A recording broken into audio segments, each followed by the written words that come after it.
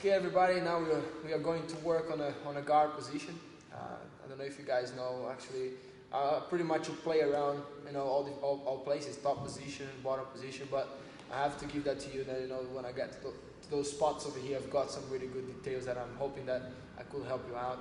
Okay, that's things that have been working for me in competitions and stuff like that. Very, very often, I managed to pull those off. But the good thing about those is not that you're doing any crazy movements. It's just basic, one step after the other. Make sure you secure everything when you're doing it.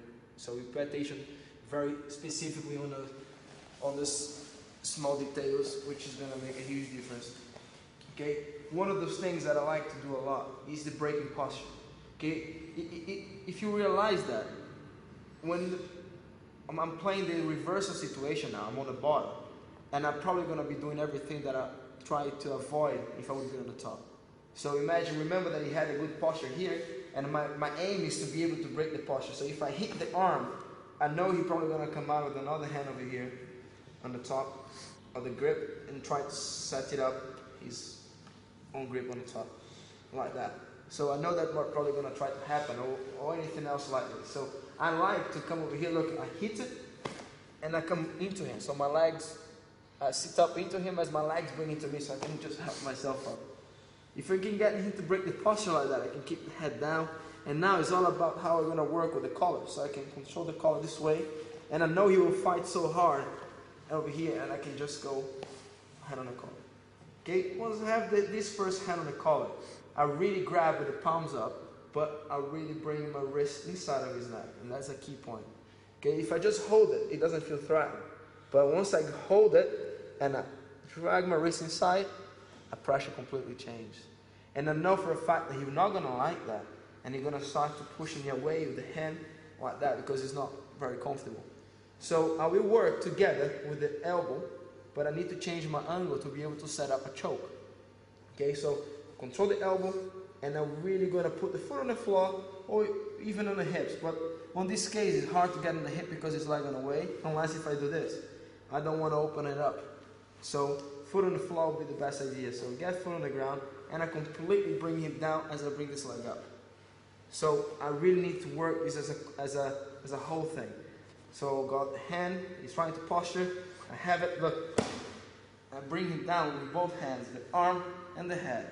As soon as I get this spot, I bring my foot on the hip, and I climb down. Remember that I'm always gonna keep him down, because if I stay here only, he's gonna posture up again.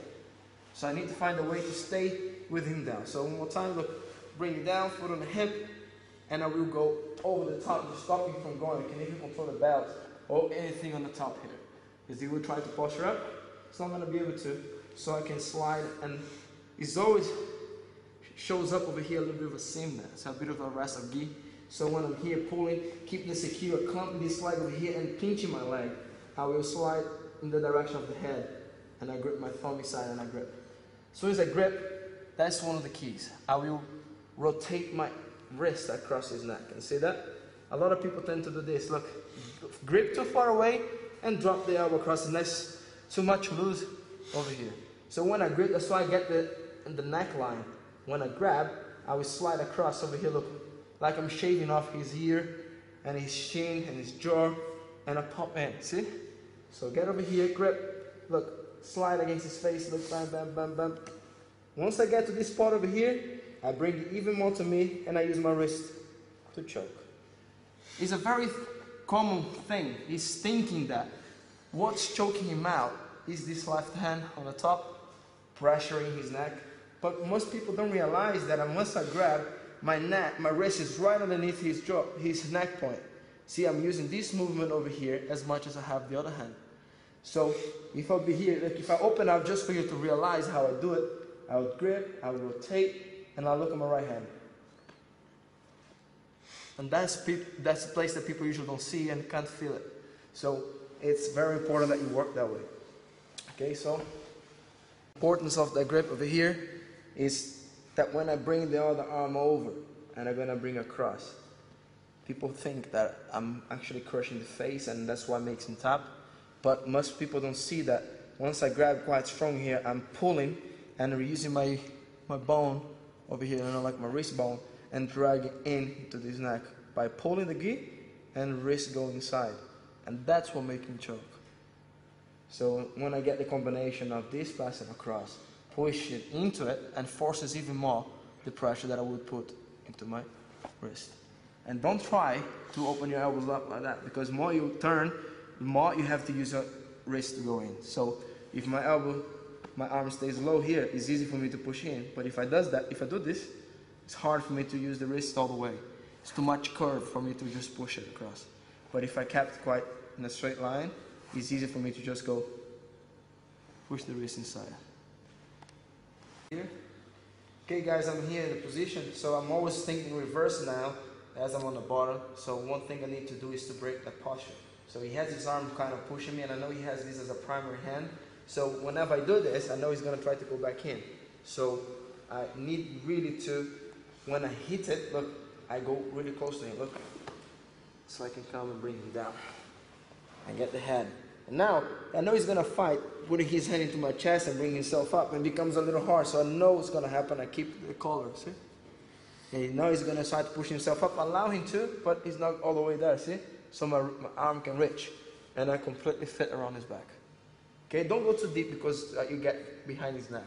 You want to get on the front of the neck over here. So that's the part you want to choke him out.